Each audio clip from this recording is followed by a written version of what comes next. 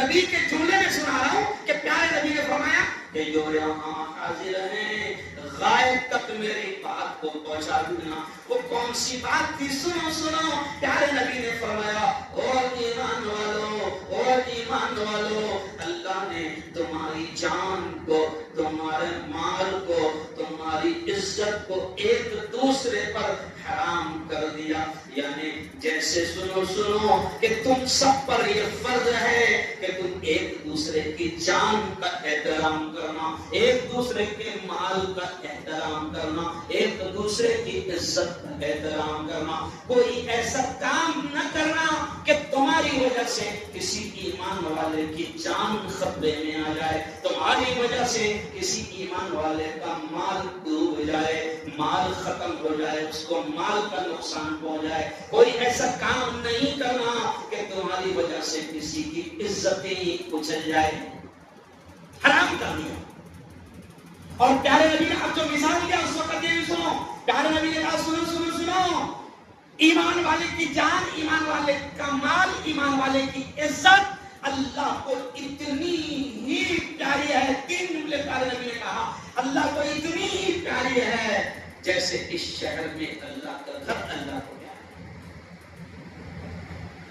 صحابہ کہتے ایک مرتبہ حضور نے اور حضرت عمر نے بھی وہی اسٹائل کی. اے کعبہ، کعبے کے سامنے کر رہے، اے کعبہ تو بڑا احترام والا ہے، تیری بڑی عزت ہے، اللہ بھی تجھ سے بڑا پیار کرتا ہے، اللہ تجھ سے اتنا پیار کرتا ہے کہ اے کعبہ، میرے نبی نے کہہ دیا اے کعبہ اللہ کو بھی تو اتنا پیارا ہے کہ اللہ کہتا ہے میرے کعبہ کو اگر تم بیٹھ کر دیکھتے بھی رہو گے تو میں رحمتیں تم پر اتار دوں. تو کتنا پیار ہوتا.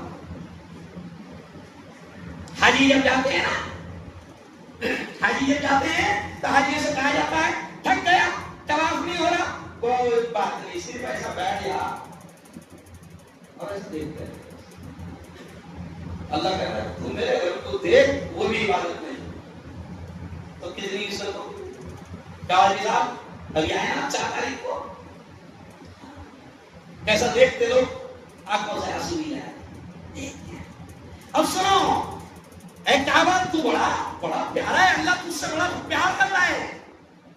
لیکن اب نبی کیا کہہ رہے ہو؟ حضرت عمر نے کہا اے کعبہ سن، تجھ سے بھی زیادہ اللہ کی نگاہ میں مسلمان کی عزت ہے، مسلمان کی جان ہے. تجھ سے بھی زیادہ اللہ کی نگاہ میں مسلمان کے مال کی عزت ہے. اور نبی نے کہہ دیا کہ لوگوں جیسے کعبے کا احترام ہے ایسے ہی مسلمان کی جان مال عزت کا احترام ہے. کیوں؟ ایسے ہی احترام. آج ہماری حرکتیں ایسی ہو رہی ہے کہ کہتے ہوئے افسوس. کل ہم ایک محفل کو لے کر، آپ کو یاد ہوگا، پولیس ادھیکاریوں سے ملے، تھوڑی سی دیر ہو گئی، بات کرتے کرتے ادھر ادھر کی باتیں ہو گئی، تو مجھے تو خبر بھی نہیں معلوم تھی. اور پولیس والے کہنے لگے صاحب آپ کو دھرم گرو ہو؟ جی. آپ کے پروچن ہوتے ہیں، بیانات ہوتے ہیں؟ جی ہاں. میں نے کہا کل بھی جمعہ ہے، کل بھی میرا پروچن رہے گا. اچھا یہ دیکھیے یہ خبر. کون سی خبر؟ دل دہل گیا، آنکھوں میں آنسو ابھی بھی وہ منظر کو یاد کر کے. وہ شخص کہتا ہے یہ دیکھیے خبر، آپ کے ایک تعلیم یافتہ جو ایجوکیشن ہم کہلاتا ہے، پڑھے لکھوں کا شہر کہلاتا ہے، وہاں پر ایک جوان نے اپنے بزرگ 85 سال کے باپ کو رکشہ میں مار دیا. یہ حالات ہمارے چل رہے ہیں. آپ کو یاد ہوگا یہ تو کل کا واقعہ ہے کہ 85 سال کا بزرگ باپ، اس کے ڈیٹیل نہیں سناؤں گا، ڈیٹیل سنانے کو بھی شرم آتی ہے، لیکن احساس ہوا کہ جب دین کی سمجھ گئی تو پھر لیول گرنے کا کہاں لگتا ہے کہ ایک بیٹا جوان اپنے 85 سال کے باپ کو مار دیتا ہے رکشا، اور آ کر ایسے حملہ کرتا ہے جیسے موالی اور گنڈے کسی پر. آپ کو یاد ہوگا آج سے شاید 4 یا 5 مہینے پہلے ودرو کے ایک اکوٹ کے پاس کوئی گاؤں ہے، وہاں ایک بڑے مسلم نیتا تھے جس نے زندگی میں بہت کام کیا، بڑی خدمت کیا، شاید ان کا نام تھا، مجھے انہوں نے بلایا بھی تھا، ہدایت پٹیل ہے نا؟ ہدایت پٹیل اپن کہتے ہیں، ہاں ہدایت پٹیل، انہوں نے مجھے بلایا بھی تھا، بڑی عزت دیتا تھا۔ میں نے وہاں تشریح کر کے ان کے گاؤں میں آ گیا اور 8 دن کے بعد میرے پاس ویڈیو آ رہی ہے کہ ہدایت پٹیل کو جو بزرگ ہے قرآن پڑھتے ہوئے مسجد میں بیٹھا ہے، یعنی دشمنیوں کے مسلمانوں کی انتہا دیکھو، خرافت اور ناپاکی کی انتہا دیکھو، دلوں کے خرابی کی انتہا دیکھو کہ بزرگ 70-75 سال کا مسجد میں قرآن پڑھتے بیٹھا ہوا ہے اور مسلمان جوان جو بھی ہوں گی اپنے کو سلیم نہیں، لیکن نیچ لیول کہاں تک چلا کہ 75 سال کا بزرگ مسجد میں قرآن پڑھتے بیٹھا ہے اور اس کو آ کر ایسے وار کیا جا رہا ہے کہ وہ دم کرو دے۔ تو میرے اللہ کے نبی نے اپنی زندگی کے آخری حج میں اور آخری بیان میں کہا تھا کہ مسلمانوں تمہاری ایک دوسرے کی جان مال عزت کا احترام کرنا۔ پھر نبی نے کہا کہ جیسے کعبے کی محبت اللہ کی نگاہ میں ہے۔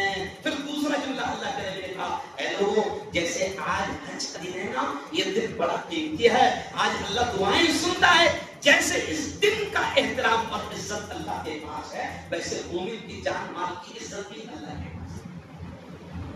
اور تیسرا جملہ کیا کہا، یعنی اہمیت بتا رہے ہیں، تیسرا جملہ کیا کہا، اے لوگوں جیسے یہ شہر ہے، یہ شہر پورا علاقہ بڑا مقدس شہر ہے، یہ نبیوں کا شہر ہے، یہ وہ شہر ہے جہاں پر کعبہ ہے، یہ وہ شہر ہے جہاں وہ مسجد ہے کہ اس مسجد میں نماز پڑھنے پر 1,00,000 نمازوں پر ثواب ملتا ہے۔ اے لوگوں جیسے یہ شہر کا احترام اللہ کی نگاہ میں ہے، اے لوگوں سنو ایسے ہی مومن کی جان مال اور عزت کا احترام اللہ کی نگاہ میں۔ یار اب بات کہ ہم کو اس لیے میں نے شروع میں شعر کیا پڑھا کہ بڑا بدبخت ہے پرسوں وہ نیکی سے نہیں ملتا۔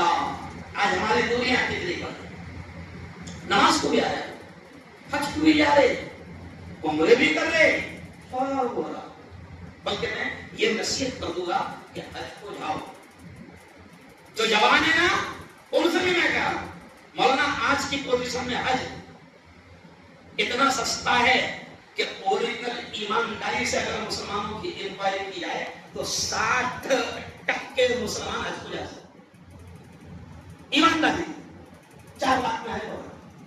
اب میں نے دنوں میں بیان کیا تو بیان کرتے وقت آگے میں جایا ہوں نہیں بن جائے، آگے باہر نکل کسی میں پوچھ رہا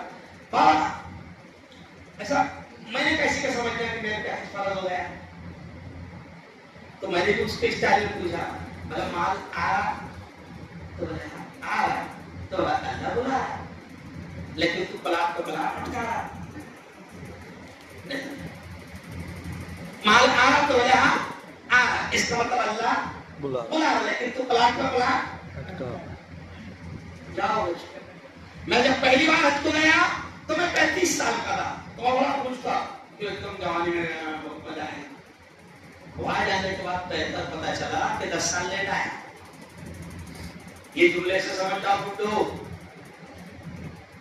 جن کے دماغوں میں یہ ہے کہ بچوں کی شادی فرض ہے، بیٹیوں کی شادی فرض ہے، مولانا ان کو مسئلہ کسی نے غلط بتا دیا، نہیں فرض ہے۔ پہلے اگر اتنا مال آ جائے کہ تو حج کو جا سکتا تو پہلے حج فرض، یہ کلیئر مسئلہ، تفصیل کا ٹائم نہیں ہے۔ اس لیے بس اتنا ہی بات کروں گا کہ میرے یارو مسلمان کی جان مال عزت کا احترام کرو، اور بڑے ایسے جملے پر اپنی بات کو ختم کر رہا ہوں کہ میری آنکھوں میں خود آنسو آ گئے۔ یہ 2 واقعات مجھے پولیس والوں نے بتایا، اور تیسرا واقعہ کہا کہ مفتی صاحب ابھی جتنے تمہارے والوں کو لائے ایک کا بھی نام ہمارے والے نے نہیں بتایا، نہیں سمجھے، سمجھ گئے کیا؟ اور میں پورے ہندوستان میں جاتا، آج ہم اتنی نیچ لیول پر پہنچ گئے ہیں کہ قربانی جیسا تہوار جو اللہ کی عظیم عبادت ہے، ایک بڑا واجب ہے، اس کو پورا کرنے میں اڑکھڑا خود مسلمان ڈال رہا. شرم نہیں آتی کہ ایک مسلمان دوسرے مسلمان کی جاسوسی کر رہا اور شر پسندوں کو مخبری کر رہا؟ شرم نہیں آتی. اور بڑے لکھے لوگ ایسا کر رہے ہیں. اچھا کیوں؟ صرف دشمنی بھی کچھ تو بھی کیا تھی؟ آپسی دشمنی. پولیس والے اکثر کہتے ہیں مفتی صاحب 90% تمہارے والے جتنے پھنسے ہوئے ایک بھی رمیش پرکاش میں فسائل نہیں ہے. سمجھ لیے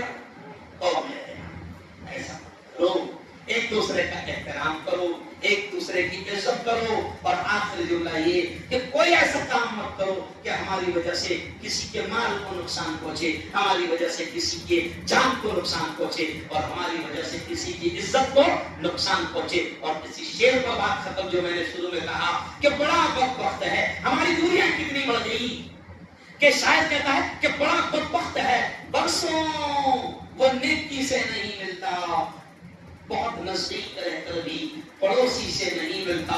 جدا ہے مسجدیں, مسجدیں بھی الگ الگ ہو گئی, یہ تیری یہ میری, وہاں تیرا آنا منع وہاں میرا آنا منع. تو شاید کہتا ہے کہ جدا ہے مسجدیں, دل بھی جدا ہے. کیا کیا جائے, محبت سے نمازی بھی نمازی سے نہیں ملتا.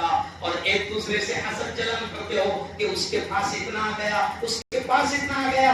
شاید کہتا ہے کہ نہات آئے اگر موتی نرک الزام دریا پر, نہات آئے اگر موتی نرک الزام دریا پر. یہاں کچھ بھی کسی کو اپنی مرضی سے, اگر کسی کو نوازا جا رہا ہے تو کون نواز رہا ہے؟ اللہ. اللہ نواز رہا ہے. نہ کسی کو حسد میں نقصان پہنچاؤ, نہ کسی کو جلن میں نقصان پہنچاؤ. بس دعا کے الفاظ آپ نے آمین کہہ دینا, اے اللہ مسلمان کی جان کی مال کی عزت و آبرو کی حفاظت. آمین. وآخر دعوانا ان الحمد للہ رب العالمین. جن حضرات